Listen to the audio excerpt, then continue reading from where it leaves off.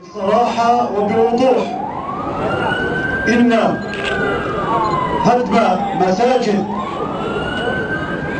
في القدس المحتلة وفي أكناف القدس المحتلة هي جريمة في حق الإنسانية.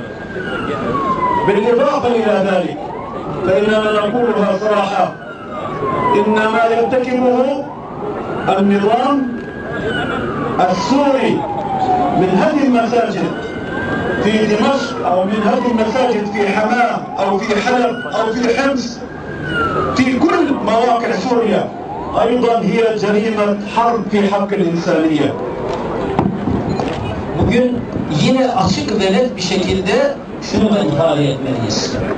Nasıl İsrail'in Kudüs'te yapmaya çalıştığı, yapa geldiği mescit yıkımı, Kudüs'ün etrafındaki yerlerde yaptığı yıkımlar insanlık adına, Müslümanlık adına daha önce bir zulümse, bir haksızlıksa, bir suç ise aynı şekilde Suriye nizamının, Suriye hükümetinin Şam'da, Halep'te, Hama'da, Humus'ta yaptığı yıkımlar da aynı şekilde açık ve net bir biçimde zulümdür, haksızlıktır, suçtur.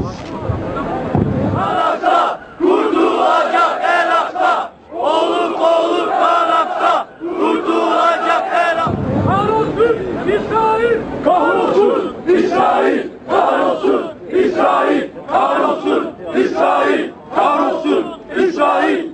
ونقولها بوضوح تام الاحتلال الإسرائيلي بلا شرعية يجب أن يزول.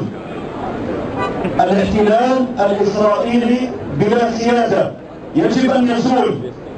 ولذلك النظام السوري الذي يهدم ويقتل أصبح بلا شرعية وبلا سيادة ويجب أن يزول كذلك. Katil Esed Suriye'den defol! Katil Esed Suriye'den defol!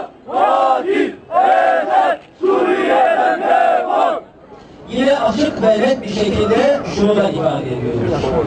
Nasıl İsrail hükümetinin, İsrail devletinin meşruiyetini kaybettiği açık ve net ise Suriye hükümetinin, Suriye devletinin de meşruiyetini kaybettiği, makbuliyetini kaybettiği açık ve nettir.